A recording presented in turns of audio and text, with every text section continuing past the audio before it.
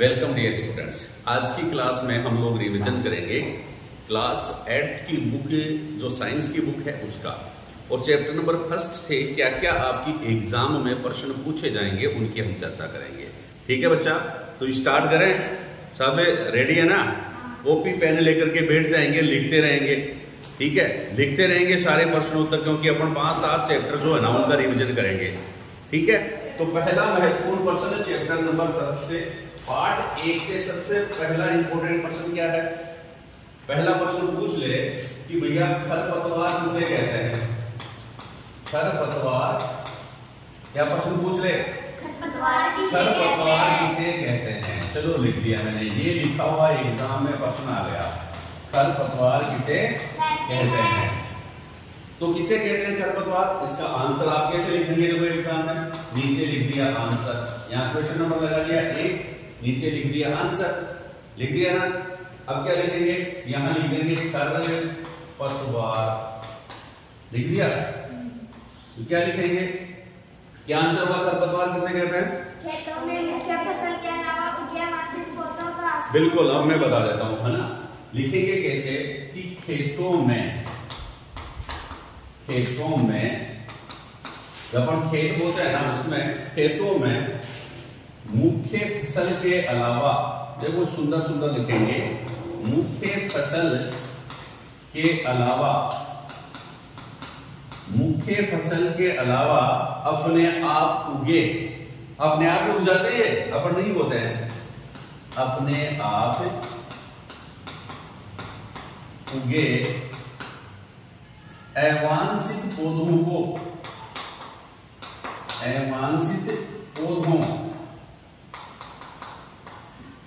अवांछित पौधों को क्या कहते हैं? खरपतवार कहते हैं। ये लिख लेंगे, याद कर लेंगे। किसे कहते हैं भाई? खरपतवार। खेतों में मुख्य फसल के अलावा उगे अवांछित पौधों को क्या कहते हैं? खरपतवार कहते हैं। ठीक है, क्या कहते हैं? खरपतवार कहते हैं। अब और प्रश्न पूछ ले। दूसरा प्रश्न पूछ ले, खरपतवार नाशी किसे कहते हैं? खरपतवार नाशी किसे कहते हैं? ठीक है, किसे कहते हैं? ऐसे रासायनिक पदार्थ, खरपतवार नाशी, खरपतवार का नाश करने वाले पदार्थ, खरपतवार का नाश करने वाले पदार्थ, खरपतवार को नष्ट करने वाले पदार्थ क्या कहलाते हैं? खरपतवार नाशी कहलाते हैं। बात समझ में आ गई? क्या बोला मैंने? देखो अब आंसर लिखेंगे, एग्जाम में आ जाएगा तो मैं बोर्ड पे लिख रहा हूं, वैसे आप अपनी बोर्ड के एग्जाम में लिखेंगे। मैं बोर्ड पे लिख रहा हूं ना, वैसे आप बोर्ड के एग्जाम में लिखेंगे। पिछली खिड़की बोल दे बेटा। खरपतवार नाशी किसे कहेंगे? एक ही बोलो। यहां लिख दिया आंसर, खरपतवार नाशी। खरपतवार नाशी किसे कहते हैं? ऐसे रासायनिक पदार्थ या ऐसे पदार्थ जो खरपतवार को, विषपतवार मत समझ लेना, खरपतवार को नष्ट करते हैं, खरपतवार को नष्ट करते हैं, उन्हें खरपतवार नाशी कहते हैं। उन्हें खरपतवार नाशी कहते हैं।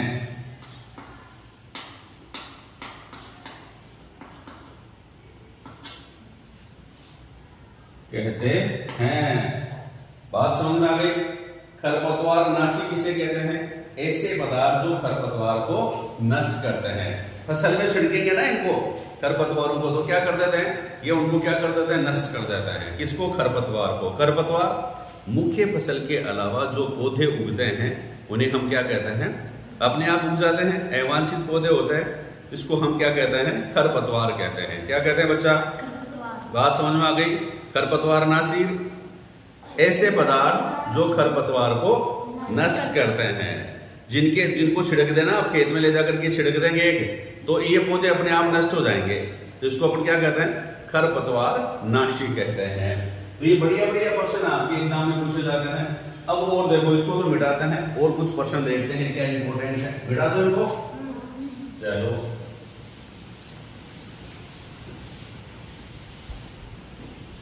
हवा चल रही है, बढ़िया बात है, बढ़िया चल रही है ना, हवा बाहर है। ये आंधी चल रही है, बोर्ड की एग्जाम की आंधी है। इसमें जो पढ़ेगा रूम में बैठ करके वो तो बचेगा, बाकी का जो नहीं पढ़ेगा बाहर घूमेगा वह क्या होगा बच्चा? उड़ जाएगा। क्या हो जाएगा? उड़ जाएगा। अब एक और आप लोगों से पूछ लें, परिभाषा लिखिए। क्वेश्चन नंबर 3 है। मैंने ये क्वेश्चन बना रखे हैं आप लोगों के लिए, लगभग 30 क्वेश्चन बना रखे हैं। इन 30 क्वेश्चन को आज सोल्व कर रहे हैं, है ना।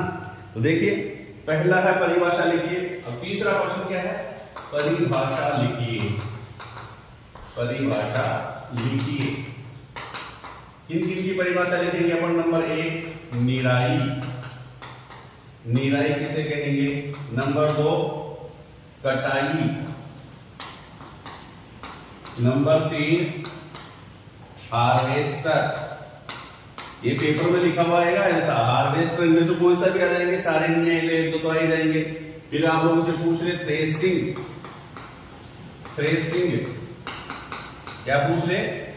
थ्रेसिंग। फिर नंबर 5 आप पूछ ले विनोइंग, विनोइंग। और फिर 6वां पूछ ले साइलो। आते हैं क्या भैया सारे क्वेश्चन आपको? नहीं आते हैं। जब आते हैं तो बहुत बढ़िया बात है, और नहीं आते हैं तो इनको अपन याद करेंगे आज। ठीक है, ठीक है, ध्यान से देखेंगे भाई। पहला क्वेश्चन है, पहली परिभाषा आपको कुछ पूछिए, इनमें से किसी 3 की परिभाषा लिखिए। तो आप जिसकी आती है ना एग्जाम में, आपको जो परिभाषा आती है वो ही लिखनी है। कैसे भाई? जैसे मान लो मेरे को सारी आती है तो मैं सारी परिभाषा नहीं लिखूंगा, एग्जाम में जितनी पूछता ना उतनी लिखनी पड़ेगी कि 3 को परिभाषित कीजिए, तो 3 ही लिखेंगे। बात समझ में आ गई? 3 पूछे तो 3 ही लिखेंगे, 2 पूछे तो 2 ही लिखेंगे, 1 पूछे तो 1 ही लिखेंगे। जितनी पूछे उतनी ही लिखेंगे। यहां पर सारी पूछ रहा है तो अपन सारी ही लिखेंगे। ठीक है, सारी लिखते हैं। देखो, पहला है निराई किसे कहते हैं? नंबर 1 लिख दिया निराई। ठीक है, किसे कहेंगे भाई? निनाण। निनाण काटवा लगाएंगे निराई की। निनाण काटा हाँ वहां पे की निराई, मतलब खेत में से निनाण में कहीं करा भाई, वो छोटे छोटे पौधे उगाते ना उनको काट देते हैं, काट देते हैं ना, ताकि उसका पोषण जो है वो मुख्य फसल का पोषण ये नहीं ले सके। इनको काट देंगे ना तो जब मिट्टी में जो पोषक पदार्थ है वो किसके काम आएंगे? फिर किसके काम आएंगे? फसल के काम आ जाएंगे। ठीक है, तो निराई किसे कहते हैं? खरपतवार हटाने की क्रिया क्या कहलाती है? निराई कहलाती है। क्या लिखेंगे? सिंपल सी परिभाषा, खरपतवार हटाने की क्रिया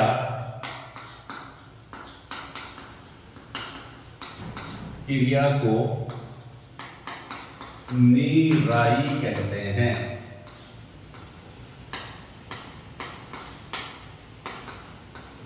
समझ गए बात को? सिंपल सी एक लाइन की परिभाषा।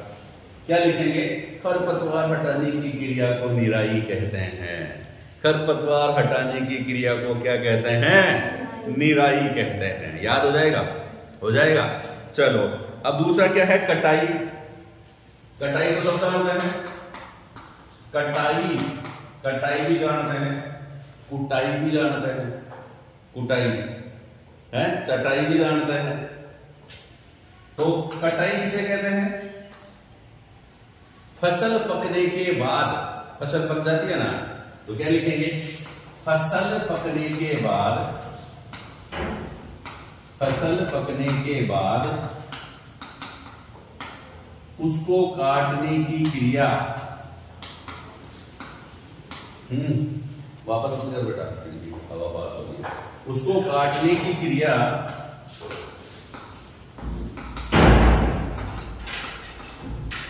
फसल पकने के बाद उसको क्रिया क्या कहलाती है?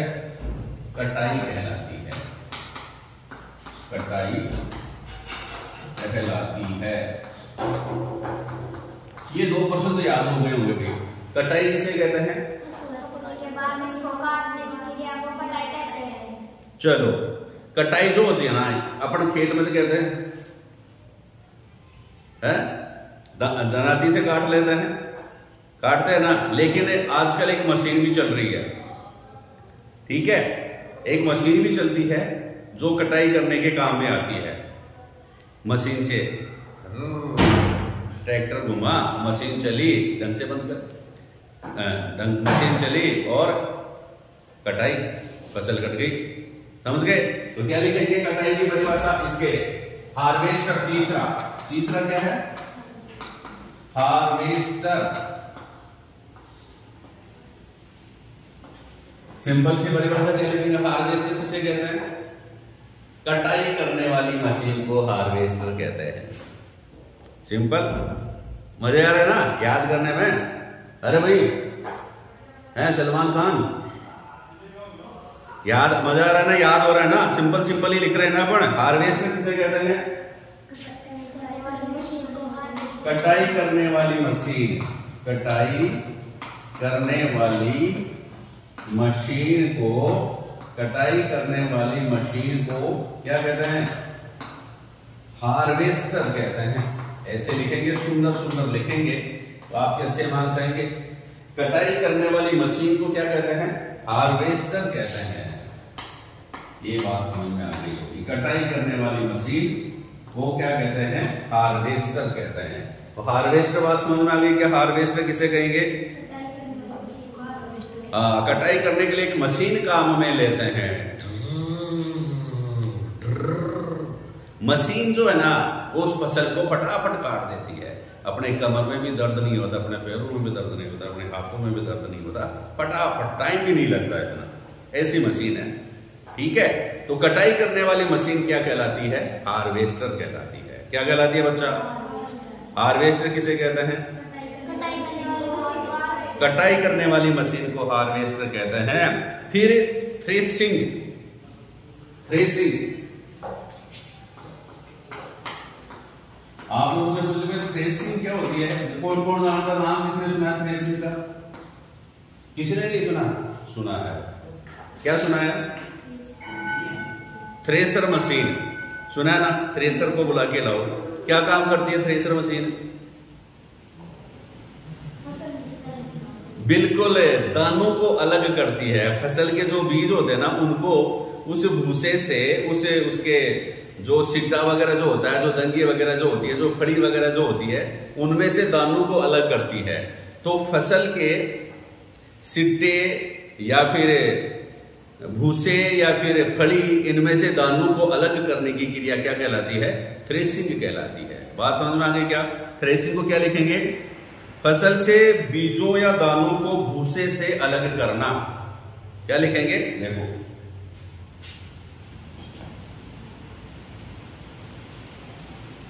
फसल के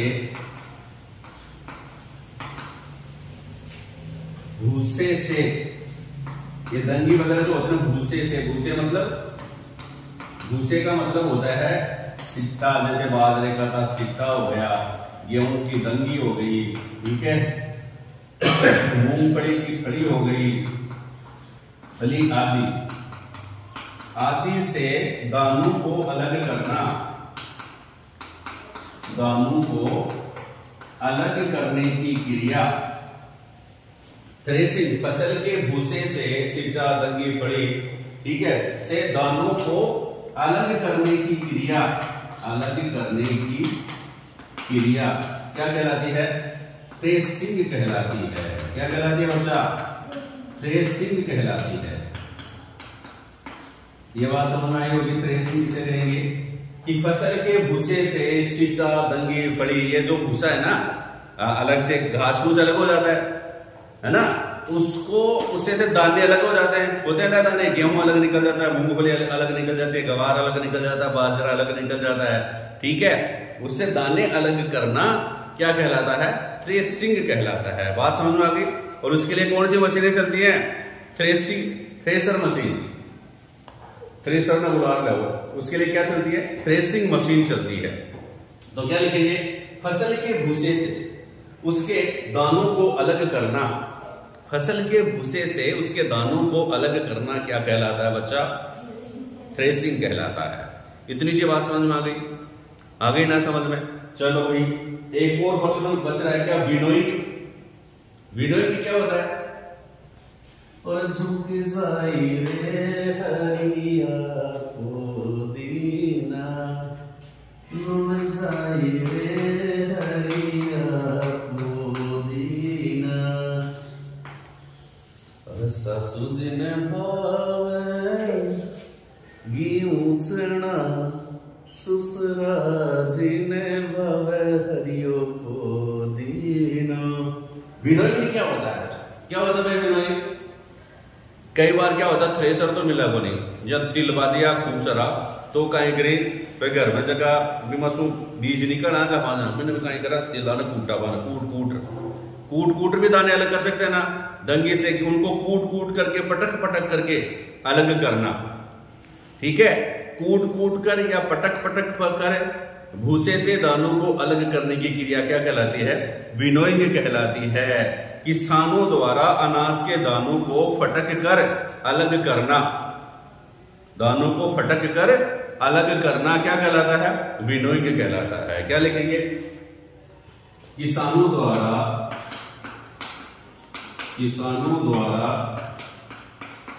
दानों को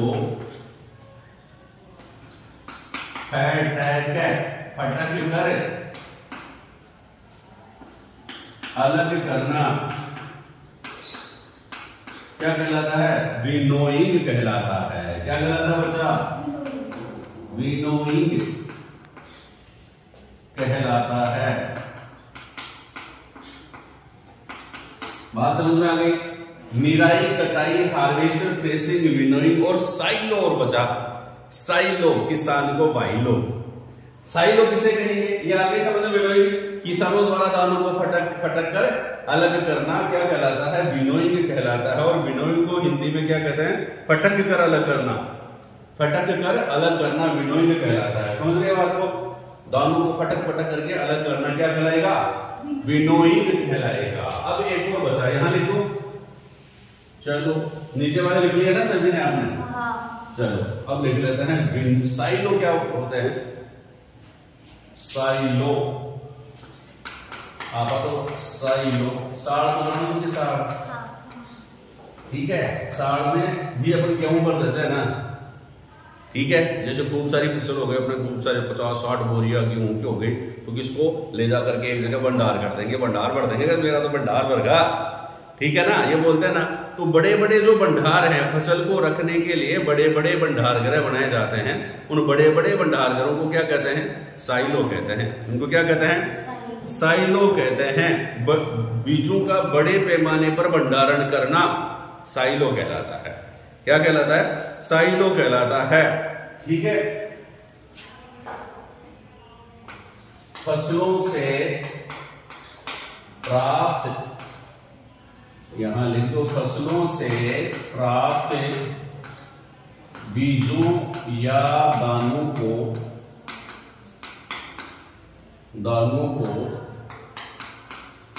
बड़े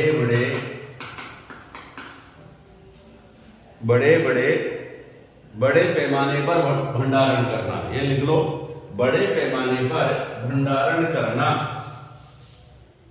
बड़े पैमाने पर भंडारण करना, बड़े पैमाने पर भंडारण करना क्या कहलाता है? साइलो कहलाता है।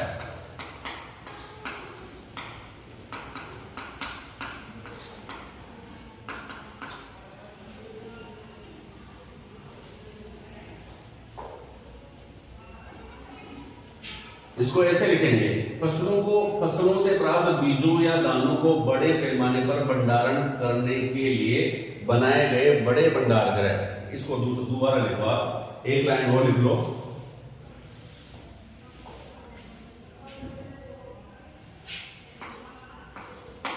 बीजों के बड़े, छोटी सी परिभाषा लिख लो, ये सबसे बढ़िया परिभाषा रहेगी। बीजों के बड़े भंडार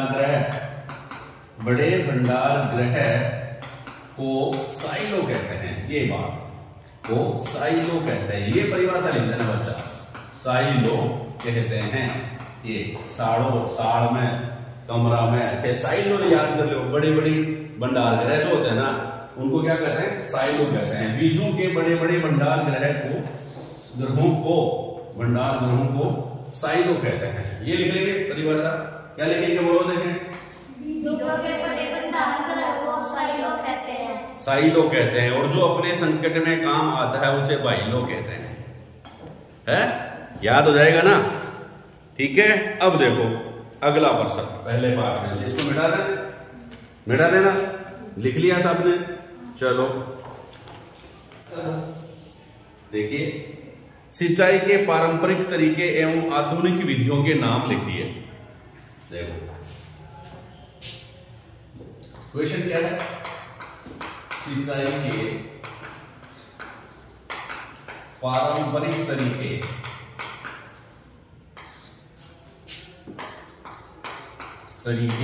एवं आधुनिक विधियों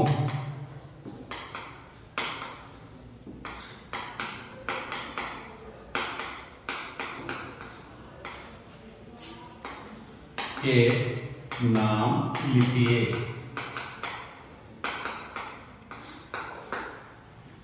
सिंचाई के पारंपरिक तरीकों एवं पारंपरिक तरीके कौन से होते हैं? जानते हो क्या इनका शब्दों का? और आधुनिक विधियां जानते हो? आप लोगों से पूछे सिंचाई के पारंपरिक साधन कौन कौन से हैं, तो आप बता देंगे क्या? पारंपरिक का मतलब क्या होता है? पारंपरिक का मतलब होता है कि ऐसे अब परंपरा से जो चले आ रहे हैं, अपनी पुराने जो मम्मी पापा, दादा दादी और उसके भी मम्मी पापा वगैरह जो होते हैं ना, काफी पहले समय से ही जो काम साधन अपन काम में ले रहे हैं ना, उनको क्या कहते हैं? पारंपरिक तरीके कहते हैं। पहले के समय में जो काम, पहले के समय से जो साधन अपन काम में लेते आ रहे हैं, सिंचाई के ऐसे साधन जो पहले बहुत कई वर्षों पहले से ही, बहुत पीढ़ियों पहले से ही हम काम में ले रहे हैं, उनको हम क्या कहते हैं? पारंपरिक तरीके। और जो अभी नई खोज हुई ना जिन साधनों की, ठीक है, सिंचाई के जिन साधनों को अभी खोजा गया है, उनको क्या कहते हैं?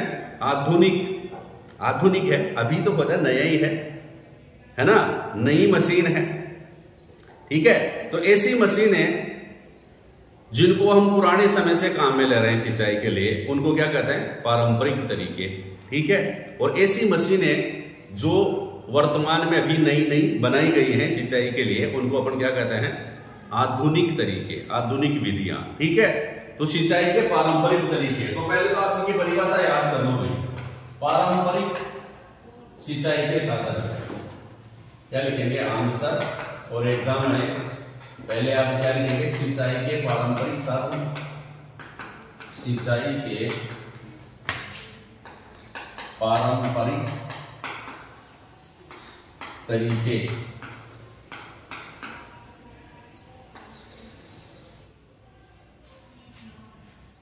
या साधन। क्या लिखेंगे परिभाषा? क्या लिखेंगे भाई? हाँ, क्या लिखेंगे इसमें परिभाषा? कैसे लिखेंगे? इस सिंचाई के ऐसे साधन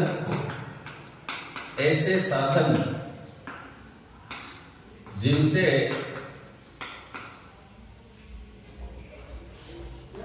ऐसे साधन जो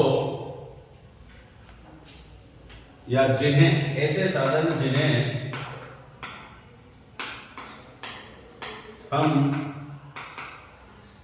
प्राचीन समय से ऐसे साधन जिन्हें हम प्राचीन समय से ही सिंचाई करने के लिए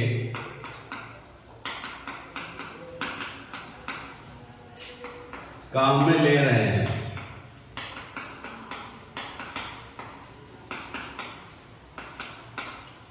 ऐसे साधन जिन्हें हम प्राचीन समय से ही सिंचाई करने के लिए काम में ले रहे हैं, या सिंचाई के लिए काम में ले रहे हैं। सिंचाई के लिए लिख लो, सिंचाई के लिए काम में ले रहे हैं ऐसे साधन जिन्हें हम प्राचीन समय से ही सिंचाई के लिए काम में ले रहे हैं, पारंपरिक साधन कहलाते हैं। पारंपरिक साधन कहलाते हैं। पारंपरिक साधन कहलाते हैं। कौन कौन से हैं सिंचाई के पारंपरिक साधन, बताओ देखें। कहलाते हैं जैसे, क्या लिखेंगे भाई, एक एक बताओ देखें। सिंचाई के पारंपरिक साधन कौन कौन से हैं? जैसे मोट या घिरनी, पहला याद कर लेना इनको, मोट है, मोट मत कर देना, मोट है ना, मोट, या फिर इसके एक और क्या नाम है, घिरनी। मोट या घिरनी ये सिंचाई का पहले का साधन है।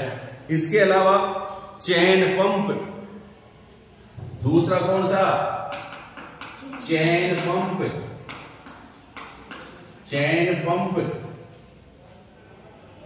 तीसरा कौन सा है, रहट, रहट। चैन पंप हो गया, रहट हो गया, घिरनी हो गई। फिर ढेकली, ढेकली। कौन कौन से हो गए, ढेकली, रहट, चैन पंप। बात समझ में आ गई? ये क्या है, सिंचाई के पारंपरिक साधन है। गलत तो नहीं कर देंगे, नहीं करेंगे ना। पारंपरिक का मतलब प्राचीन समय से ही जिनको हम सिंचाई के काम में ले रहे हैं, ऐसे साधन क्या कहलाते हैं, पारंपरिक साधन कहलाते हैं। ठीक है, प्राचीन समय से जिन साधनों से अपन सिंचाई कर रहे हैं, ऐसे साधन क्या कहलाते हैं, पारंपरिक साधन कहलाते हैं। पारंपरिक प्राचीन समय से, पारंपरिक प्राचीन समय से जिन साधनों को अपन उपयोग में ले रहे हैं, किसके, सिंचाई के। ठीक है, समझ में आ गई? कोई दिक्कत? याद हो जाएगा ना, गलत नहीं होगा ना। अब आप एक और लिख लो नीचे, आप तो जस्ट नीचे लिखना, मैं यहां लिख देता हूं। ठीक है, आप उनके नीचे लिखना, नोट्स बनाओ तब कि मैं यहां लिख देता हूं, ये है ना। दूसरा कौन सा साधन है भाई, आधुनिक विधियां, सिंचाई के आधुनिक साधन, आधुनिक साधन या विधियां।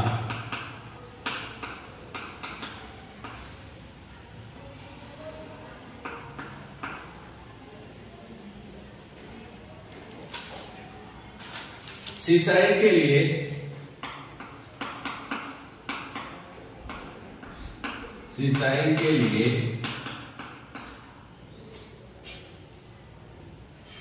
बनी नई मशीनों को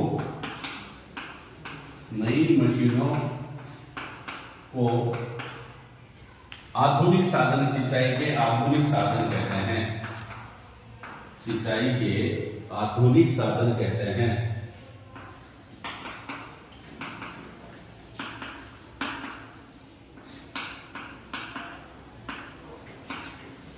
सिंचाई के आधुनिक साधन कहते हैं। किसे कहेंगे भाई आधुनिक साधन? कि सिंचाई के लिए बनी नई मशीनों को क्या कहते हैं, सिंचाई के आधुनिक साधन कहते हैं। जैसे कौन कौन से भाई नई मशीनें कौन कौन सी बनी है पता आपको? अरे एक तो फवारा ना, फवारे नहीं बने क्या, फवारों से सिंचाई होती है। तो आधुनिक ही तो है, पहले तो ना फवारे चलते थे, नहीं चलते थे पशु खेतों में। तो फवारों द्वारा जो सिंचाई होती है ना, उसको क्या कहते हैं भाई, क्या कहते हैं? फवारों द्वारा सिंचाई होती है, नहीं होती, छिड़काव तंत्र। क्या कहते हैं? फवारा। तो इसमें लिख लेंगे फवारों द्वारा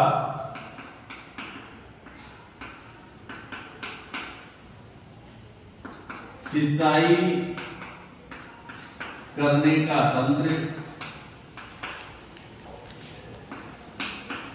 छिड़काव तंत्र कहलाता है। स्प्रिंकलर सिस्टम छिड़काव तंत्र कहलाता है।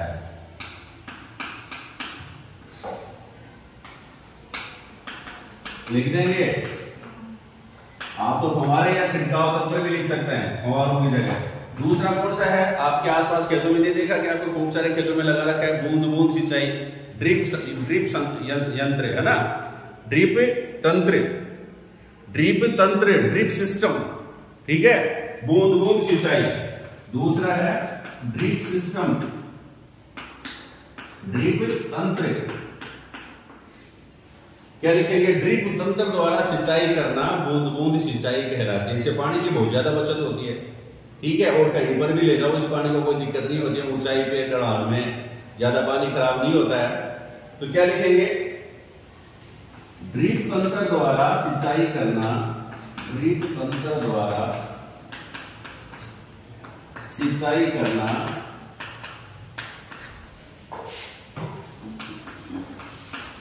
बूंद बूंद सिंचाई कहलाता है, बूंद बूंद सिंचाई कहलाता है। ये आपकी महत्वपूर्ण प्रश्न है, बूंद बूंद सिंचाई कहलाता है, लिख देंगे बूंद बूंद सिंचाई कहलाता है। कौन सा हो गया, ड्रिप तंत्र। तो दो हो गए आधुनिक विधियां, कौन कौन सी, एक तो फव्वारा और दूसरा ड्रिप तंत्र, एक तो छिड़काव तंत्र और एक ड्रिप तंत्र। याद हो जाएगा कौन कौन से आधुनिक, छिड़काव तंत्र और ड्रिप तंत्र, छिड़काव तंत्र और ड्रिप तंत्र, छिड़काव तंत्र और ड्रिप तंत्र, याद हो जाएगा ना, बिल्कुल। आगे और देखते हैं अपन प्रश्नों को। अब देखो अगला महत्वपूर्ण प्रश्न है आप लोगों के लिए चैप्टर नंबर 2 में से, किसमें से, चैप्टर नंबर 2 में से। क्या प्रश्न है, विषाणु या वायरस के बारे में आप क्या जानते हैं, लिखिए। प्रश्न क्या आ गया, देखो एग्जाम में आ गया, विषाणु से संबंधित कुछ भी बातें पूछे ना बच्चा, विषाणु, ठीक है, क्या लिख रहा हूं मैं, बोलो भाई, विषाणु या इसको क्या कहते हैं, तो वायरस, विषाणु या वायरस के बारे में आप क्या जानते हैं, के बारे में आप क्या जानते हैं। अब थे मना कह दीजो कि गुरुजी लिखा है आपको तो प्रश्न आयो को नहीं है, पर ये ध्यान रखना कोई भी पूछ ले कोई भी बात, मतलब आप लोगों से पूछ ले विषाणु किसे कहते हैं, तो भी मेरे वाला ये आंसर लिखना है, समझ गए, जो मैं बताऊं वही, ठीक है। विषाणु किसे कहते हैं, विषाणु क्या होता है, विषाणु की परिभाषा लिखिए, तो उसमें वो सारी बातें लिखेंगे जो मैं आपको बता रहा हूं। क्या लिख रहा हूं मैंने, प्रश्न क्या लिखा है, विषाणु या वायरस के बारे में आप क्या जानते हैं, ठीक है। तो देखिए भाई हम तो ये जानते हैं, ये लिखना आपको, क्या लिखेंगे, लिख देंगे आंसर। अब जिसके बारे में आपको लिखना है वो यहां पर लिखो, किसके बारे में लिखोगे, विषाणु के बारे में या वायरस के बारे में, विषाणु या वायरस के बारे में। तो विषाणु या वायरस जो होते हैं ना, ये भी सूक्ष्म होते हैं, सूक्ष्म होते हैं, बहुत सूक्ष्म।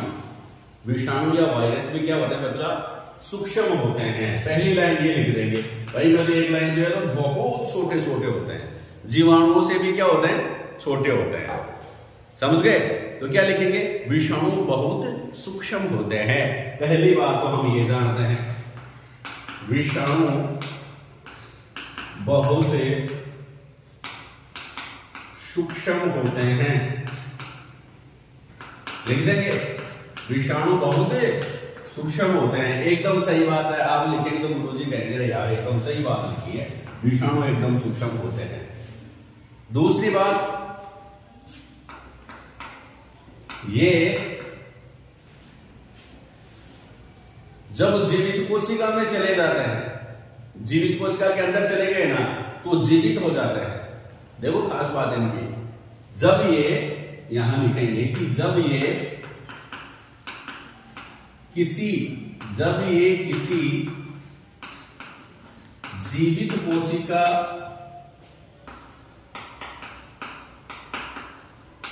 के अंदर चले जाते हैं, के अंदर चले जाते हैं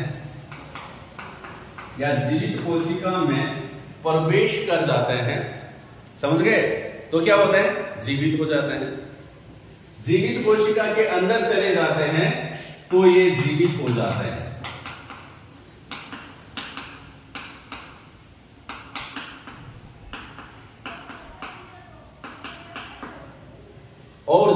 कोशिका के बाहर आते हैं तो ये मृत हो जाते हैं। समझ गए? मतलब जीवित अपने शरीर में प्रवेश कर गए तो ये जीवित हो जाते हैं, और अपने शरीर से बाहर निकल गए ना तो ये वापस मरे हुए ही रहते हैं। आप उनको हाथ में लेंगे तो वायरस पड़ा है ना, पड़े रहने दे, कोई खास बात नहीं है, मरा हुआ है, कोई कुछ नहीं कर सकता अपना। समझ गए? लेकिन कैसे जैसे अपने कोई घाव हो गया या अपनी बॉडी में चले गए, जैसे कोरोना वायरस था, वातावरण में घूम रहा है, यहाँ आपके पड़ा है, कोई दिक्कत नहीं है, लेकिन जैसे ही आपके नाक के द्वारा, सांस के द्वारा अपने फेफड़ों में गया, वह जिंदा हो गया और खूब सारे वायरस बना देगा, फिर अपने अंदर फेफड़ों को डिस्ट्रॉय कर देगा। समझ गए? तो इस प्रकार वायरस क्या होता है, शरीर के बाहर या जीवित कोशिका के बाहर तो क्या रहते हैं, मरे हुए रहते हैं, और जीवित कोशिका के अंदर चले जाते हैं ना, वो मरे हुए वापस जिंदा हो जाते हैं। कमाल करते हो पांडे जी। समझ गए? क्या होते हैं, जब ये किसी जीवित कोशिका के अंदर चले जाते हैं तो ये जीवित हो जाते हैं, तथा जब ये जीवित कोशिका के बाहर आते हैं, जब ये जीवित कोशिका के बाहर रहते हैं या आते हैं, जीवित कोशिका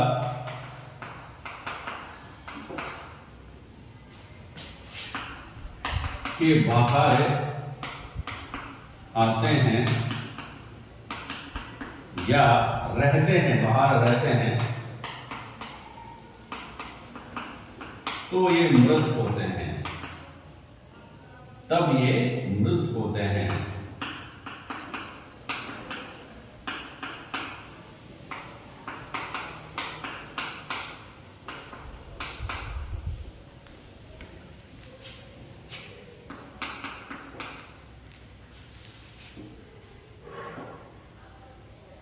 इनमें प्रोटीन का आवरण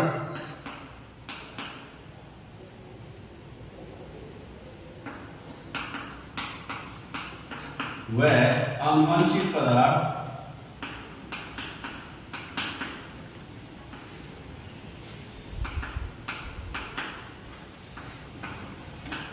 डीएनए या आरएनए पाया जाता है।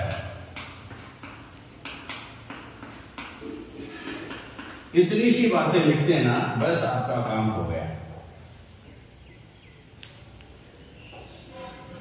ठीक है? ऐसे होते हैं बच्चा, देखो कई तो इसमें डायग्राम बनाना पड़े ना आपको, जैसे आपको कोरोना वायरस का बनाया था, इस प्रकार से इसमें कोई खूब सारे ऐसे लगे हुए थे, ऐसे, है ना? तो ये जो मैंने बना रखा है इस प्रकार से, वो संरचना दूसरी, यहाँ एक तो आवरण होता है इसमें, वो कैसा भी हो सकता है, ऐसा ही हो जाता है, और ऐसा आवरण भी हो जाता है। ठीक है? ऐसा भी वायरस हो सकता है। ठीक है? और इसके अंदर क्या है, इस प्रकार का ये बना लेना, ये वायरस होता है, ये वायरस, ये तो प्रोटीन का आवरण होता है, प्रोटीन का आवरण। समझ गए? और ये क्या है, आनुवंशिक पदार्थ। ये क्या है, आनुवंशिक पदार्थ। आनुवंशिक पदार्थ दो प्रकार का हो सकता है, या तो डीएनए या फिर आरएनए, दोनों में से कोई सा भी आनुवंशिक पदार्थ हो सकता है। एक लाइन और लिख लो, इन्हें क्रिस्टल, ये क्रिस्टल के रूप में पाए जाते हैं, क्रिस्टल के रूप में, दानों के रूप में, क्रिस्टल या दानों के रूप में पाए जा सकते हैं। लिख देंगे। एकदम छोटी छोटी बातें हैं वायरस के बारे में, विषाणु के बारे में।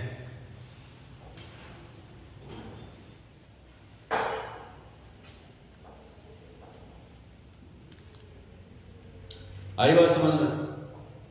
वायरस क्या होते हैं भाई? बहुत सूक्ष्म होते हैं, छोटे छोटे होते हैं, जीवाणु से भी छोटे होते हैं।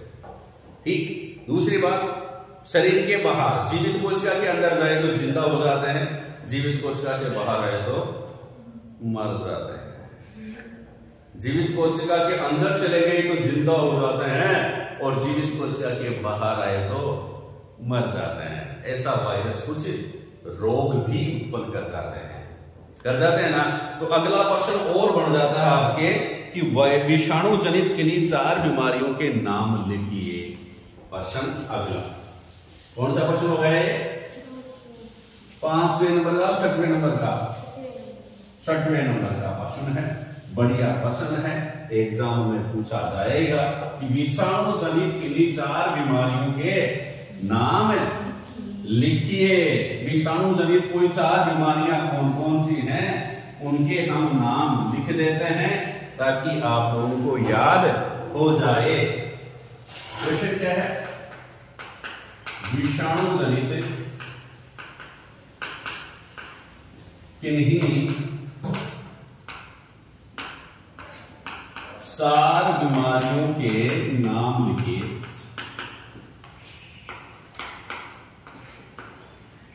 बीमारियों के या रोगों के भी लिखा जाए, एग्जाम में लिख देंगे ना।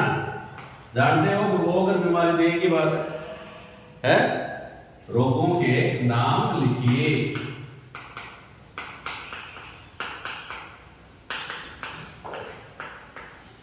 कौन कौन से भाई? कौन बताएगा आंसर? विषाणु जनित बीमारियां ऐसे लिख देंगे और फिर अपना आंसर लिख देंगे। कौन कौन से भाई? बहुत सारी बीमारियां हैं, ठीक है। उसमें से 4 बीमारियां आपको लिखनी है। अरे 4 बीमारियां पता है क्या? नहीं पता? अरे सत्यनारायण, खाना बता दो बात। कोई का नाक में पानी आए होगे? देखो, विषाणु विषाणु आ गया है मेरे नाक में, मेरे नाक में।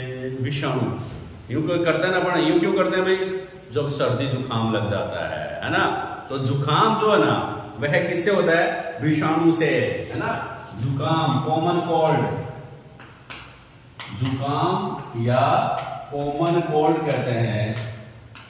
सामान्य जुकाम, सर्दी खांसी, ये विषाणु से होती है, आपको पता है, ठीक है। और आंखें, मैं तो आंख दुखने आ जाती है ना, आंख दुखने,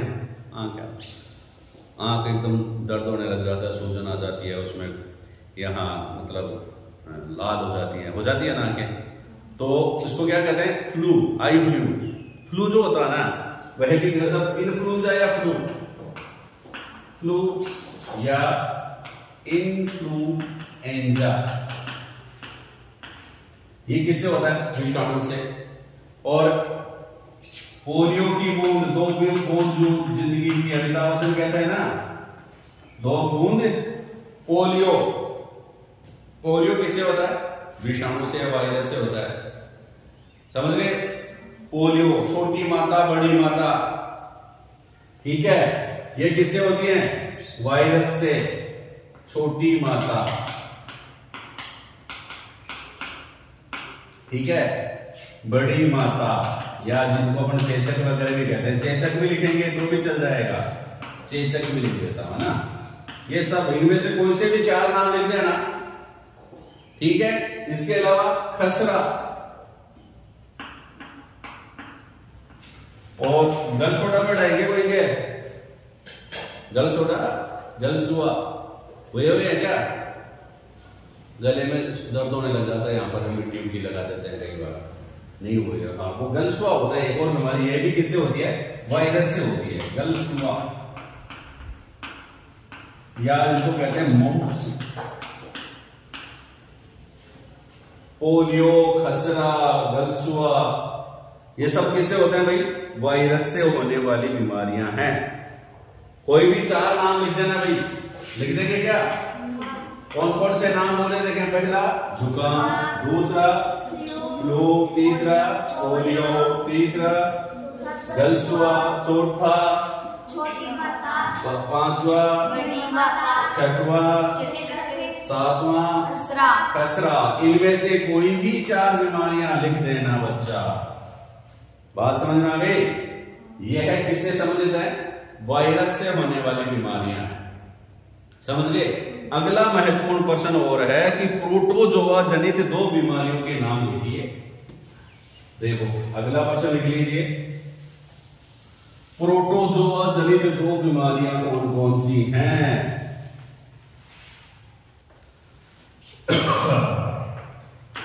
क्वेश्चन है प्रोटोजोआ जनित 2 बीमारियों के नाम लिखिए।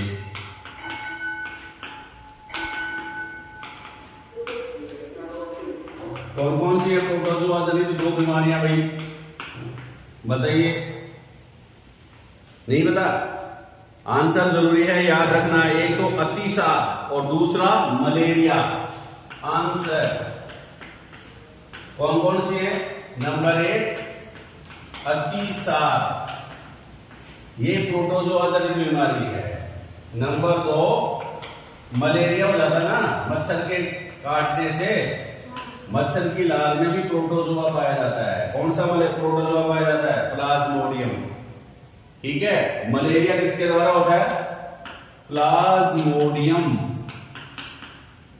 नामक प्रोटोजोआ जंतु द्वारा होता है। प्लाज्मोडियम नामक प्रोटोजोआ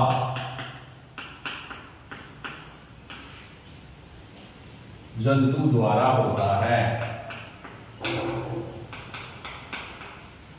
आप लोगों से पूछ ले मलेरिया रोग का कारण क्या है, तो ये बता देंगे प्लाज्मोडियम नामक प्रोटोजोआ जंतु।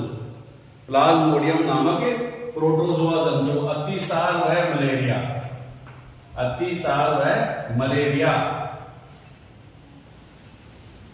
बात समझ में आ गई? ठीक है, एक और क्वेश्चन लिख लो लास्ट, फिर बाद में करवाएंगे और बाकी के। लास्ट क्वेश्चन है जीवाणु जनित 2 बीमारियों के नाम लिखिए। कौन सा क्वेश्चन है? जीवाणु जनित 2 बीमारियों के नाम। जीवाणु जनित 2 बीमारियों के नाम लिखिए। जीवाणु जनित 2 बीमारियों के नाम लिखिए। कौन कौन से जीवाणु जनित 2 बीमारियां बताइए। देखें, खूब सारी है जीवाणु से होने वाली तो है। देखो बताओ, देखें। टिटनस रोग के कोई का टिटनस हो जाए तो नाम कुछ न है। टिटनस को तारे याद करवाओ, दिक्कत थोड़ी आवली रावली के नहीं। ठीक है, तो ये तो पहले तो लिख लो टिटनस। टिटेनस ये जीवाणु से होती है। ठीक है, और दूसरा कुकर खांसी, वो भी नाम सुन रहे हो। कुकर खांसी हो जाए, भौं भौं है, खांसता है जोर जोर से, कुकरे की तरह खांसता है, कुकर खांसी।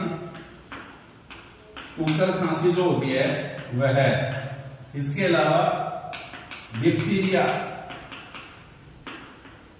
डिफ्थीरिया। ठीक है, इनमें से कोई भी लिख लेना। टिटनिस है, डिफ्थीरिया है, कुकर खांसी है, और भी लिख सकते हैं आप। और कौन कौन सी बीमारी हो रही है बताओ, देखिए आपके आसपास किसी के। टीबी है ना, टीबी भी किसके कारण होती है?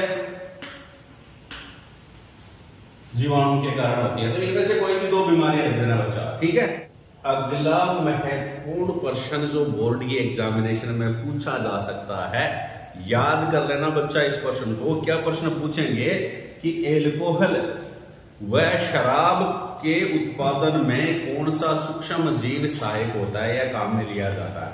प्रश्न क्या है? देखो ऐसा प्रश्न आ गया, एल्कोहल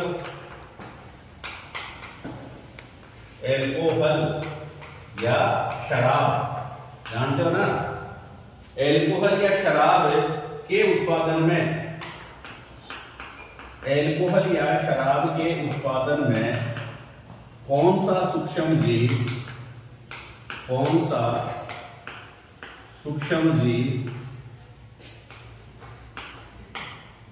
उपयोग में लिया जाता है?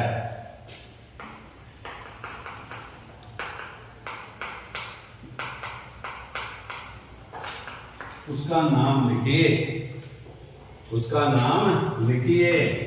किस किस को पता है भाई? उसका नाम लिखिए, सबको पता है और सब लोग उसका नाम बोलते हैं हमेशा। है? कोई भी खराब चीज लगेगी आप क्या कहेंगे? शराब, ईस्ट।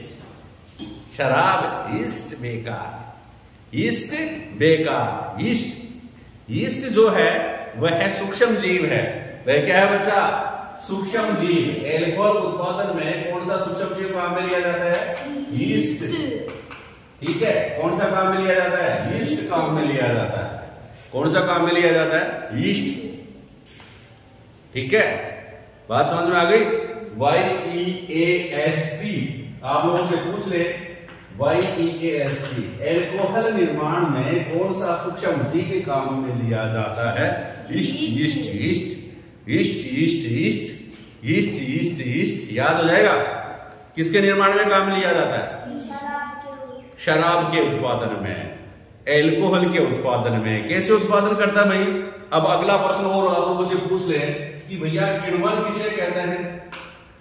ये बढ़िया प्रश्न है, ये मैंने ये और लिखा रहा हूं आपको। किण्वन किसे कहते हैं? किण्वन या फर्मेंटेशन किसे कहते हैं? किण्वन या फर्मेंटेशन किसे कहते हैं?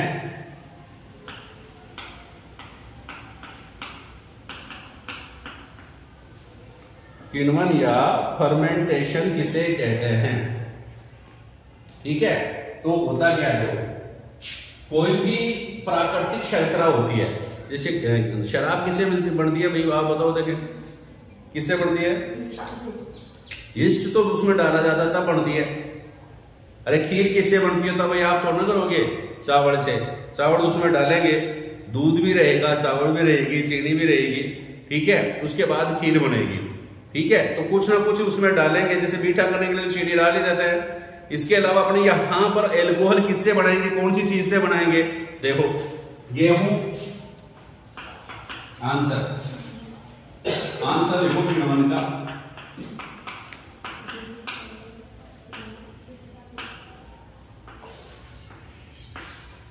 किण्वन किसे कहेंगे? आप बताएंगे कि ईस्ट द्वारा, किसके द्वारा? ईस्ट द्वारा गेहूं, चावल, गेहूं में, चावल में फलों के रस,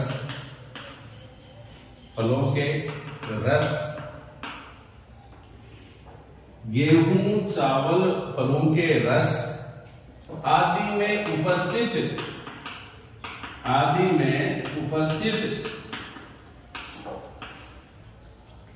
ईस्ट द्वारा गेहूं, चावल, फलों के रस आदि में उपस्थित प्राकृतिक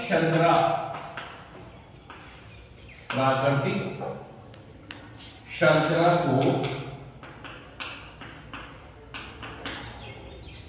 एल्कोहल में बदलने की क्रिया, एल्कोहल व शराब में बदलने की क्रिया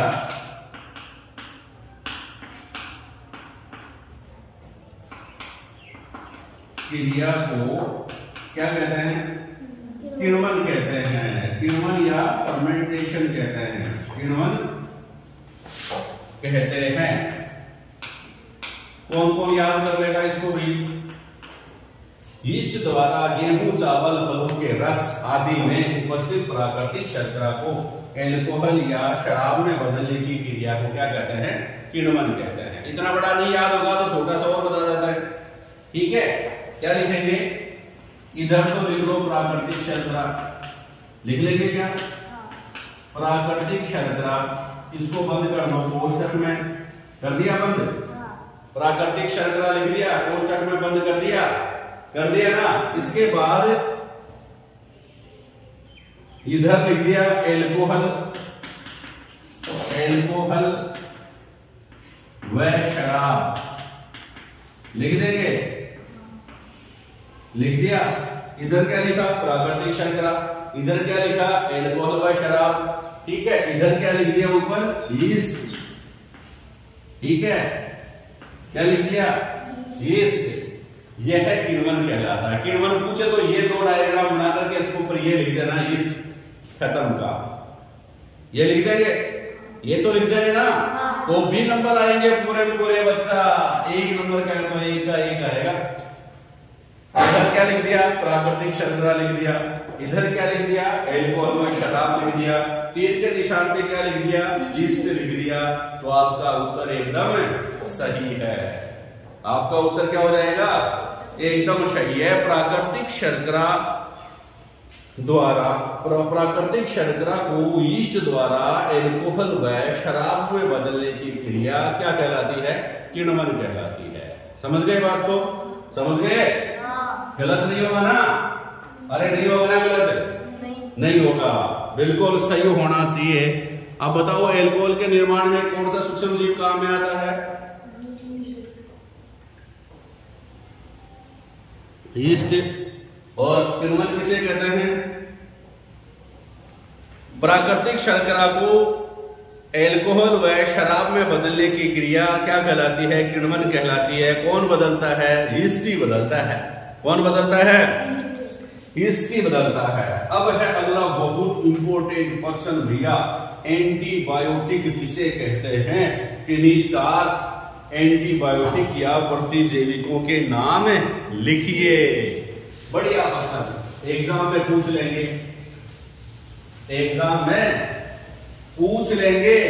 क्या पूछ लेंगे, एंटीबायोटिक किसे कहते हैं, क्या पूछ लेंगे बच्चा, एंटीबायोटिक किसे कहते हैं, क्या बताएंगे बच्चा, क्या बताएंगे, एंटीबायोटिक किसे कहते हैं, कौन बताएगा, है? अरे यार यही पता नहीं है। पहले भी मैंने 2 बार टेस्ट दिया था आप लोगों का कि एंटीबायोटिक किसे कहते हैं, याद कर लेना, एग्जाम में पूछा जाता है, क्वेश्चन आ गया एग्जाम में, एंटीबायोटिक, वो तो अंग्रेजी में नाम है, ठीक है, एंटीबायोटिक, ये इंग्लिश का नाम है ना एंटीबायोटिक, और हिंदी में भी कहते हैं इसको, एक और नाम है क्या, प्रतिजैविक। एंटीबायोटिक या प्रतिजैविक किसे कहते हैं, यह प्रश्न बन गया है बढ़िया सा। एंटीबायोटिक किसे कहते हैं, किन्हीं 4 एंटीबायोटिक या प्रतिजैविकों के नाम लिखिए, किन्हीं 4, 2 भी पूछ सकते हैं, ठीक है, किन्हीं 4 एंटीबायोटिक या प्रतिजैविकों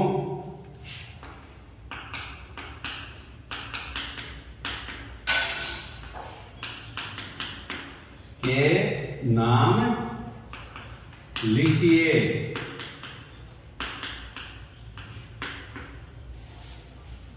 एंटीबायोटिक या प्रतिजैविक किसे कहते हैं, किन्हीं 4 एंटीबायोटिक या प्रतिजैविकों के नाम लिखिए। ये बढ़िया प्रश्न आ गया। अब देखो भाई, अपन क्या होता है, इधर ध्यान से देखो, पहले समझना जरूरी है। एंटीबायोटिक किसे कहेंगे, अपन क्या होता है, अपन ठीक ठाक है, ठीक है, कोई बीमारी नहीं हो रही, कोई खांसी जुकाम नहीं हो रहा है, तब तक तो अपन आराम से खाना खाते हैं, चलो घूमते करते हैं। लेकिन जैसे ही हम किसी बीमारी से ग्रसित हो जाते हैं, जैसे ही हमें किसी बीमारी से ग्रसित हो जाते हैं, हम जाते हैं डॉक्टर साहब, बुखार से, ठीक है डॉक्टर साहब, हाँ पेट दर्द हो रहा है, ठीक है, सिर दर्द हो रहा है, जुकाम लाग रही है, खांसी आ रही है, बीमारी बहुत ज्यादा हो रही है, बीमार पड़ गए, क्या होगा, डॉक्टर साहब क्या करेगा, अच्छा ठीक है, चेक करेगा, फिर चेक करके एक पर्ची काटेगा, उसके ऊपर आप लिखेगा ये दवाई लेकर के आओ, औषधियां लिखता ना, अपन दवाई लेते हैं, ठीक है, वो दवाई अपन लेते हैं और फिर क्या होता है, 1-2 दिन में अपने को आराम आ जाता है, अपन स्वस्थ हो जाते हैं, ठीक हो जाते हैं। कैसे हो गए भाई, क्योंकि अपने कुछ औषधियां ली हैं, जो अपन बीमार क्यों पड़े थे? क्योंकि कोई सूक्ष्म जीव अपने शरीर में प्रवेश कर गए थे जिनसे हम रोगग्रस्त हो गए थे। सूक्ष्म जीव अपने शरीर में प्रवेश कर गए थे ना, उनसे अपन क्या हो गए थे? बीमार पड़ गए थे, रोगग्रस्त हो गए थे। तो जो औषधियां अपने ली, उसने क्या किया? सूक्ष्म जीवों को या तो नष्ट कर दिया या उनको वृद्धि को रोक दिया। ठीक है, तो ऐसी औषधियां जो सूक्ष्म जीवों को नष्ट करती हैं या सूक्ष्म जीवों की वृद्धि को रोकती हैं, उन्हें क्या कहते हैं? एंटीबायोटिक या प्रतिजैविक कहते हैं। समझ में आ गई बात? क्या लिखेंगे एंटीबायोटिक में? एग्जाम में आ जाए तो आंसर एंटीबायोटिक किसे कहेंगे? क्या लिखेंगे? शुरू से ही कैसे करेंगे? एंटीबायोटिक का एक और क्या नाम है? प्रतिजैविक भी आ जाए तो भी वही उत्तर देंगे ना, तो भी वही उत्तर देंगे। कैसे देंगे? ऐसी औषधियां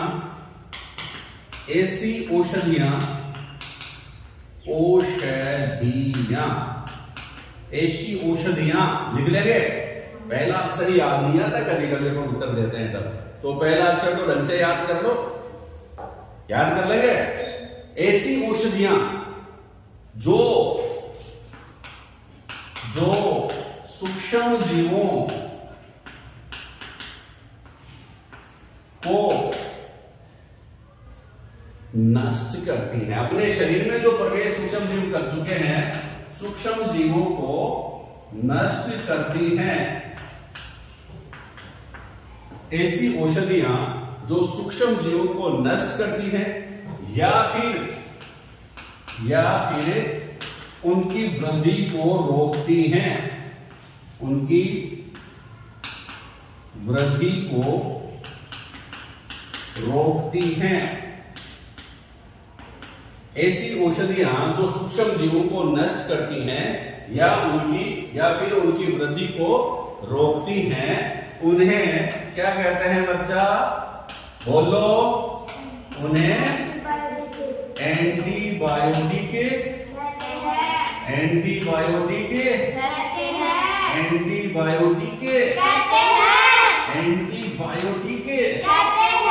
क्या कहते हैं? एंटीबायोटिक। क्या लिखेंगे? बोलो देखें। ऐसी औषधियां सूक्ष्म जीवों को नष्ट करती है या फिर उनकी वृद्धि को रोकती है, उन्हें एंटीबायोटिक कहते हैं। शाबाश, मजा आया है ना?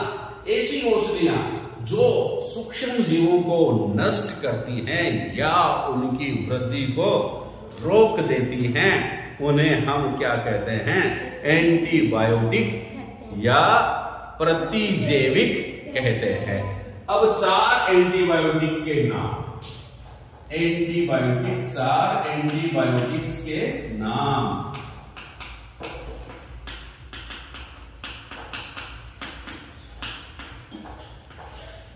इनको याद करना भाई, ये थोड़े से डॉक्टर बनते हैं उनको थोड़ा सा तभी तो जोर आता है।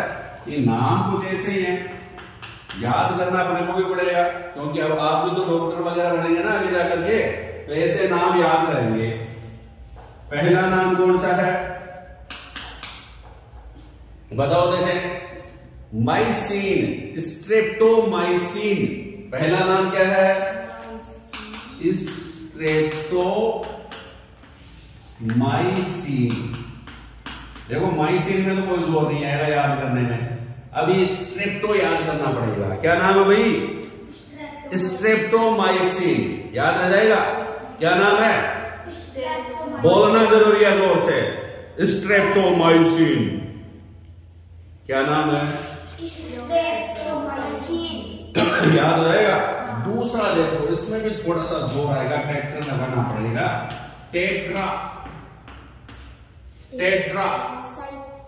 साइक्लिन।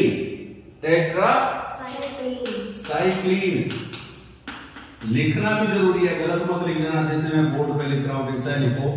स्ट्रेप्टोमाइसिन, टेट्रासाइक्लिन और एरिथ्रोमाइसिन। Number 3 erythromycin. अब यहां आपको थोड़ा सा 10-5 मिनट लगेंगे याद करने में, पर याद कर लेना, क्योंकि एग्जाम में पूछा जाएगा कि 4 एंटीबायोटिक्स के नाम लिखिए या 2 एंटीबायोटिक के नाम लिखिए, तो कौन कौन से हैं? स्ट्रेप्टोमाइसिन, टेट्रासाइक्लिन, एरिथ्रोमाइसिन और चौथी एंटीबायोटिक पेनिसिलिन। क्या?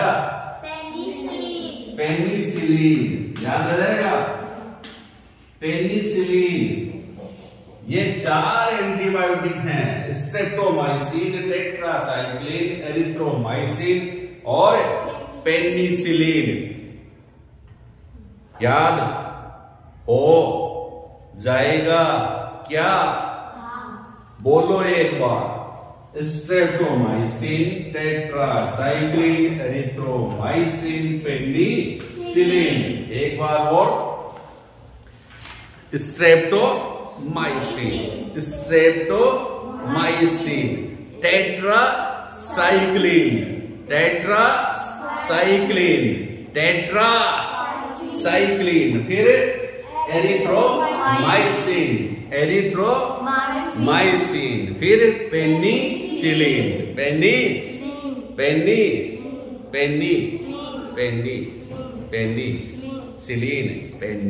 पेनिसिलिन। याद हो जाएगा। चारों शब्द आप याद रखेंगे। 4 एंटीबायोटिक औषधियां हैं। क्या काम करती हैं? सूक्ष्म जीवों को नष्ट करती हैं या सूक्ष्म जीवों की वृद्धि को रोकती हैं। इन्हें क्या कहते हैं? एंटीबायोटिक या प्रतिजैविक कहते हैं। बात समझ में आ गई। अगला प्रश्न क्या है भाई? पेनिसिलिन की खोज किसने की? भैया मैंने तो नहीं की, तो फिर किसने की? प्रिंसिपल साहब ने की क्या? अरे वाह, इसका मतलब आपको तो आता है। किसने की? Alexander Fleming. क्या किया अलेक्जेंडर फ्लेमिंग ने? पेनिसिलिन की खोज की। पेनिसिलिन की खोज किसने की? Alexander Fleming. पेनिसिलिन की खोज किसने की? Alexander Fleming. ठीक है, क्वेश्चन आ गया, पेनिसिलिन की खोज किसने की? पेनिसिलिन की खोज किसने की? पेनिसिलिन की खोज किसने की? किसने की भाई? अलेक्जेंडर फ्लेमिंग ने। शाबाश, आंसर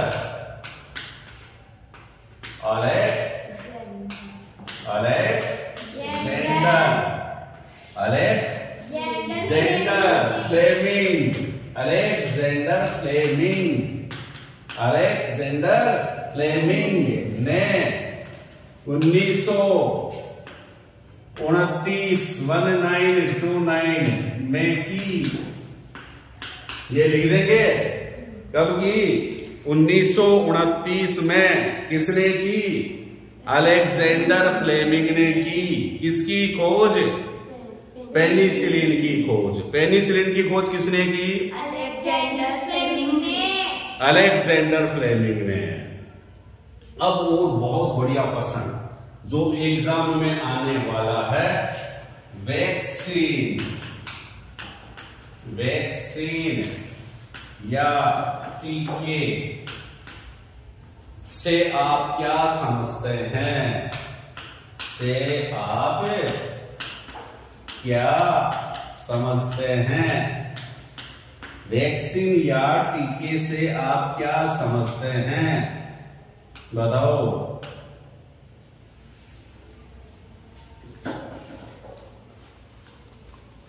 ठीक है, वैक्सीन या टीके से आप क्या समझते हैं? ऐसी 4 बीमारियों के नाम लिखे जिन्हें वैक्सीन द्वारा रोका जा सकता है।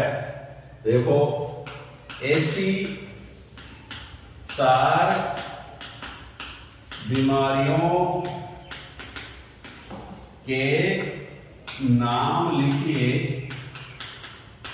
ऐसी 4 बीमारियों के नाम लिखिए जिन्हें वैक्सीन लगाकर रोका जा सकता है। बताओ देखिए भाई, वैक्सीन क्या होता है भाई? वैक्सीन लगाया क्या आपने? किस किस का लगाया है? किसका वैक्सीन लगाया आपने? कौन सी बीमारी का? बुखार का थोड़ा ना लगता है वैक्सीन। पोलियो का, पोलियो वैक्सीन, शाबाश।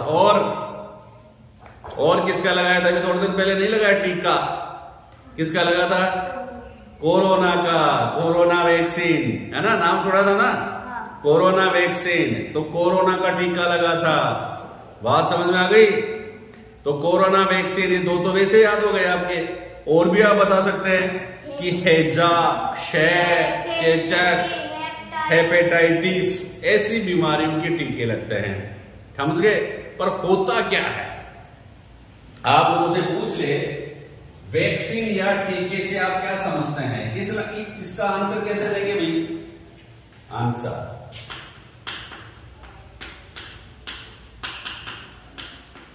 वैक्सीन या टीका क्या होता है, इसके बारे में क्या जानते हैं? जो जानते हैं वो लिखते जाओ भाई। अमजद, तू बता बेटा, क्या जानता है? वैक्सीन या टीके में क्या होती है? जैसे पोलियो का टीका लगाया तूने, तो इसका मतलब क्या हुआ? क्या लगा के आया है? बता। उसमें क्या होता है? जो शीशी थी ना, है नहीं, वैक्सीन में क्या होता है? तो जैसे मैं तेरे को कहूं कि सरस की थैली ले आया, उस सरस की थैली में क्या है? तो आप बताएंगे दूध है तो दूध है, दही है तो दही है, ठीक है। अब वो लेके आया मैं शीशी, जिसमें इंजेक्शन लगा के लगा करके उसको खींच करके आपके लगाएंगे। उसमें शीशी में क्या था? दवाई थी, लेकिन वास्तव में दवाई नहीं होती है। अपन ये सोचते हैं कि यार दवाई होगी उसमें, तो सोचते हैं ना। अब कोरोना का टीका लगाने गए तो आपने क्या सोचा? अरे कोरोना की दवाई लगा दी मेरे। दवाई नहीं होती वैक्सीन में। क्या होता है? शाबाश, सूक्ष्म जीव ही होते हैं, उसमें दवाई नहीं होती है। कौन सा सूक्ष्म जीव? जिस रोग का अपन टीका लगा रहे हैं ना, वह रोग उत्पन्न करने वाला सूक्ष्म, मतलब कोरोना वायरस ही था, अपने उसमें लगाया था। अपने को कोरोना वायरस ही लगा दिया इंजेक्शन में, पता है आपको? फिर भी अपन मरे क्यों नहीं? बताओ, अपने को कोरोना क्यों नहीं हुआ? क्योंकि या तो वह मरा हुआ कोरोना वायरस था, नष्ट, मृत या निष्क्रिय, ठीक है ना। तो आप क्या समझे कि जो भी वैक्सीन जो होता है ना, उसमें मृत या निष्क्रिय सूक्ष्म जीव होते हैं। क्या लिखेंगे? वैक्सीन में क्या होता है? वैक्सीन में निष्क्रिय या मरे हुए सूक्ष्म जीव होते हैं। लिख लेंगे, समझ गए? रोगजनक तो लिखेंगे पहले ही लाइन। वैक्सीन में क्या होता है? वैक्सीन को क्या कहते हैं हिंदी में? टीका। वैक्सीन में या टीके में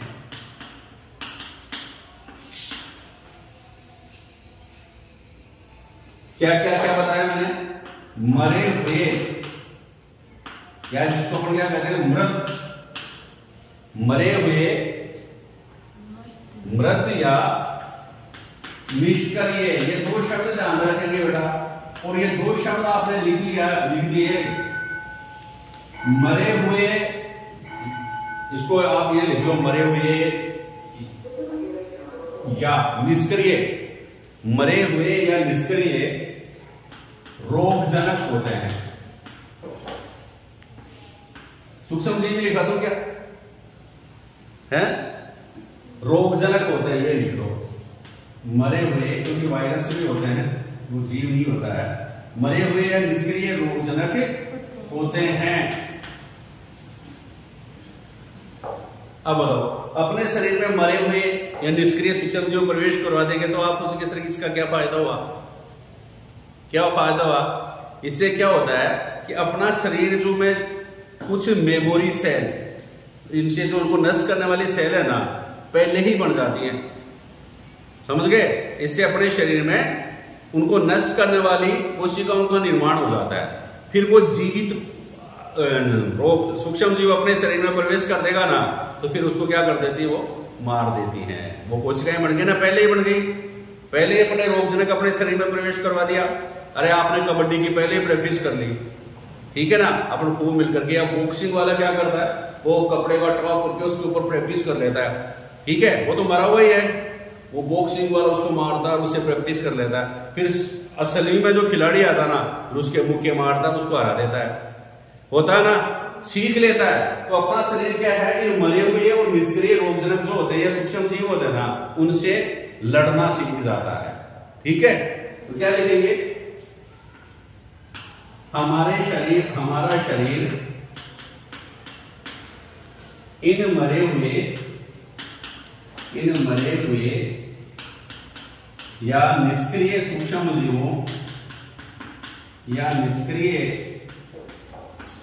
जीवों से लड़ना सीख जाता है।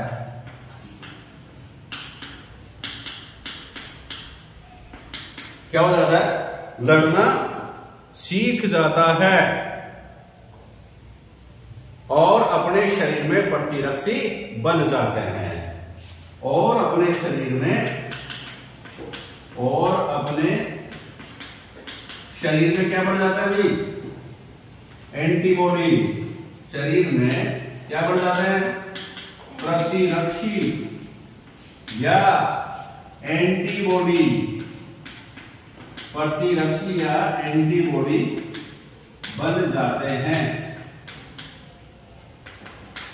प्रतिरक्षी या एंटीबॉडी बन जाते हैं।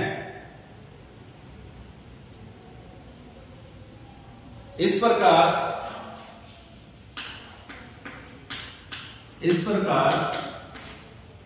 अपना शरीर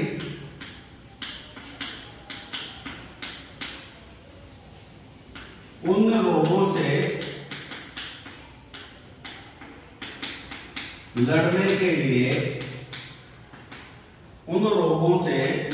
के लिए पहले से ही तैयार हो जाता है।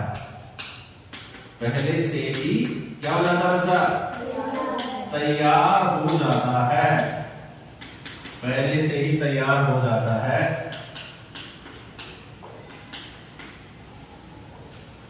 फिर लास्ट लाइन क्या लिखेंगे, और जब जीवित सूक्ष्म जीव अपने शरीर में प्रवेश करता है ना, तो हमारा शरीर, हमारे एंटीबॉडी जो होते हैं उनको आसानी से नष्ट कर देते हैं और हमें वह रोग नहीं होता। और इसके बाद, और आप नीचे लिख लेना, और इसके बाद जब कोई सूक्ष्म जीव अपने शरीर में प्रवेश करता है, अपने शरीर में प्रवेश करता है, और उसके बाद जब कोई सूक्ष्म जीव अपने शरीर में प्रवेश करता है तो क्या होगा बच्चा, प्रवेश करता है तो ये एंटीबॉडी जो पहले से बने गए ना, एंटीबॉडी बन गए ना आपके शरीर में, ये एंटीबॉडी इनको नष्ट कर देते हैं, ये एंटीबॉडी इनको नष्ट कर देते हैं। क्या कर देते हैं बच्चा, नष्ट कर देते हैं, और इस प्रकार हम बीमार नहीं पड़ते, इस प्रकार हम बीमार नहीं होते हैं, नहीं पड़ते हैं, स्वस्थ रहते हैं, स्वस्थ रहते हैं। ये होता है वैक्सीन। ये पूरी बात मैंने आपको बताई है, ठीक है। वैक्सीन में क्या होता है बच्चा, कि वैक्सीन में मरे हुए या निष्क्रिय सूक्ष्म जीव या रोगजनक होते हैं, समझ गए। या तो मरे हुए रहेंगे, अपने को बिगाड़ नहीं सकते मरे हुए लोग, या फिर उनको एकदम निष्क्रिय कर देंगे, कुछ कर ही नहीं सकते, ठीक है। वो अपने शरीर में आ गए तो अपना शरीर क्या करता है, जो कोई भी नई चीज अपने शरीर में आती है ना, तो अपना शरीर उनसे लड़ने की प्रयास करता है, बस उनको प्रैक्टिस कर लेता है, और अपने शरीर में एंटीबॉडी बन जाते हैं। क्या बन जाता है, एंटीबॉडी क्या होता है, रोगों को नष्ट करने वाली कोशिकाएं, रोगों को, रोगजनक जो होते हैं उनको नष्ट करने वाली कोशिकाएं, सूक्ष्म जीव को नष्ट करने वाली कोशिकाएं क्या कहलाती हैं? एंटीबॉडी कहलाती हैं। ये एंटीबॉडी बॉडी में बन गई, अपने शरीर में बन गया, और जैसे ही जीवित सूक्ष्म जीव अपने शरीर में प्रवेश करेगा, ये उसको प्रैक्टिस तो पहले कर ही ली, अब इसको ये नष्ट कर देती हैं। समझ गए बात को? अरे अपने घर में कोई बिच्छू आ गया, ये मान लो, ठीक है, एक को सिखा दिया तेरे को बिच्छू को मारना है, आपको पता है कि बिच्छू को मारना सिखा दिया, ठीक है, बिच्छू तो आपने उठाया चप्पल और मार दिया, लेकिन सांप आ गया, फिर अब एक और कोई बड़ा मगरमच्छ और आ गया, तो भी चप्पल से मारोगे क्या? नहीं, अलग सीख, आपने को पहले से सीखना पड़ेगा इसको मारे कैसे, ठीक है ना, उसके लिए अलग औजार रखना पड़ेगा। समझ गए ना? तो अपने शरीर को भी सिखाना पड़ता है। तो पहले ही जैसे मान लो मगरमच्छ से आपको लड़ना सिखा दें तो फिर आप बचाओगे कि नहीं बचाओगे? बचाओगे ना। सांप को पकड़ना सिखा दें तो बचाओगे ना। तो वैसे ही ये नकली जो है ना मगरमच्छ और वो सांप, ये सूक्ष्म जीव मरे हुए और निष्क्रिय अपने शरीर में प्रवेश करवा देते हैं। अब इनसे अपनी कोशिकाएं क्या करती है? सीख जाती है कि कौन है, बिच्छू है, चल चप्पल से मार दे। फिर कौन है? सांप है, अरे यार वो लेके आओ पकड़ने वाला, सांप को पकड़ने वाला, गर्दन पकड़ कर बाहर ले जाओ, या लकड़ी से मार दो, कैसे मार दो। समझ गए? कुछ अगर मगरमच्छ जैसे नहीं आएगा, उसको तो कुछ अलग विशेष पकड़ने वाला है, उसको पकड़ करके ले जाएंगे। समझ गए?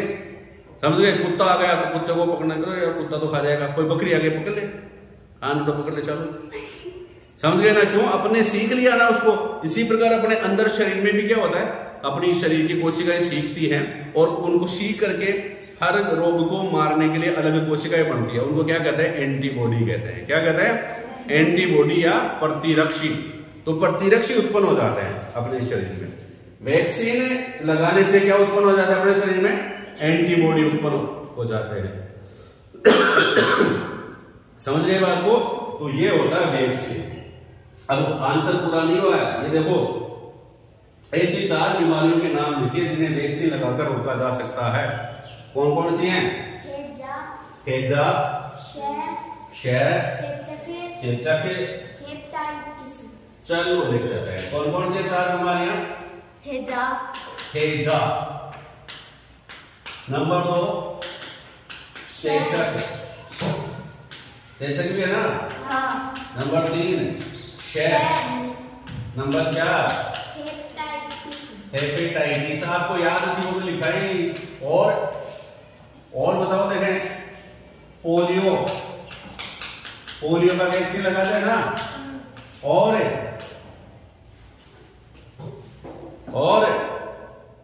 कोरोना भूल गए क्या?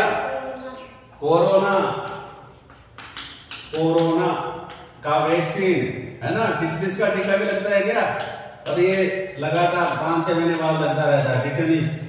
ये बीमारियां हैं, इनको अपन अगर टीका लगा ले पहले तो इन रोगों से अपन बच सकते हैं। कोई भी 4 बीमारियां आप बता देंगे। एक और प्रश्न देखो, डेंगू वायरस के वाहक का नाम बताइए। लिख दो, मिटा दो क्या इनको? लिख लिया आपने सारे? चलो मिटा देते हैं। डेंगू वायरस, अरे डेंगू वायरस के वाहक का नाम बताइए भाई। अरे नहीं, डेंगू वायरस के वाहक का नाम बताइए। डेंगू की बुखार, डेंगू बोलो। शाबाश। एक वायरस है, डेंगू किससे होता है? वायरस से। डेंगू किससे होता है भाई? वायरस से। क्योंकि नाम ही लिख रखा है डेंगू वायरस। पूछ लेते हैं, डेंगू नामक डेंगू बुखार जो आता है किससे होता है? आप बताएंगे वायरस से होता है। अब वायरस से क्या होता है? कहां से आता है वो वायरस? कहां से आता है वो वायरस? उसको कोई ना कोई लेकर के आता है। कौन लेकर के आता है? मच्छर लेकर के आता है। कौन सा? एडीज। एडी तो जानो ही लोगे, एडीज मच्छर। ठीक है, तो क्या लिखेंगे? क्वेश्चन क्या है? डेंगू वायरस के वाहक का क्या नाम है? क्या बताएंगे बच्चा? एडीज मच्छर। समझ गए। डेंगू वायरस के वाहक का नाम क्या है? आंसर हो जाएगा एडीज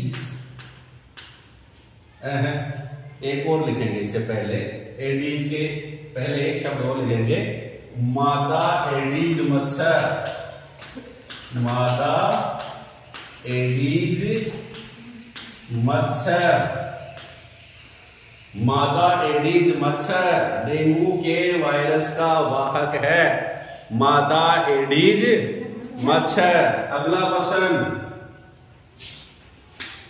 मलेरिया रोग, मलेरिया रोग के वाहक का नाम बताइए, मलेरिया रोग के वाहक का नाम बताइए, बताइए। देखिए भाई,